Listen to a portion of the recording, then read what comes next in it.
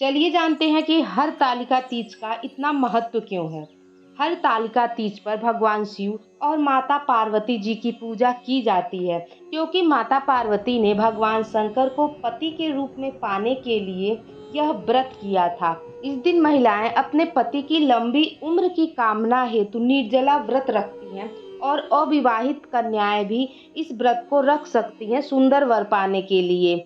आइए देखते हैं हरतालिका तीज की पौराणिक कथा और इसका महत्व क्या है। दरअसल हरतालिका तीज का पावन पर्व भगवान शिव और माता पार्वती के पुनर्मिलन के लिए मनाया जाता है। एक पौराणिक कथा के अनुसार माता पार्वती ने भगवान भोलेनाथ को पति के रूप में पाने के लिए कठोर तपस्या किया था। हिमालय पर गंगा नदी के तट पर माता पार्वती ने भूखे प्यासे रहकर भगवान शिव की कठोर तपस्या की। माता पार्वती की यह स्थिति देखकर उनके पिता हिमालय बेहद दुखी हुए।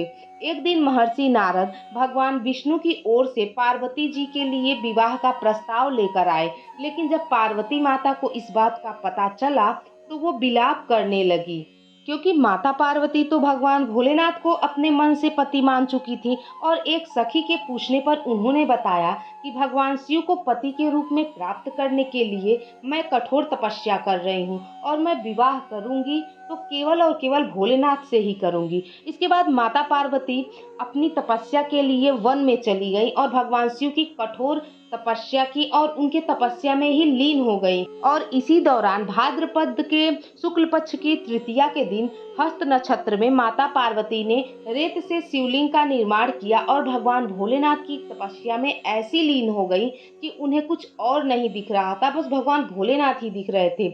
और आखिरकार भगवान भोलेनाथ माता पार्वती के तपस्या से प्रसन्न होते हैं और प्रकट होते हैं और उन्हें पत्नी रूप में स्वीकार करते हैं। और तभी से सौभाग्यवती स्त्रियां हरितालिका तीज का व्रत रखती हैं और माता पार्वती और भगवान भोलेनाथ का विशेष रूप से इसमें पूजा अर्चना करती हैं, वो रात्रि जागरण करती हैं।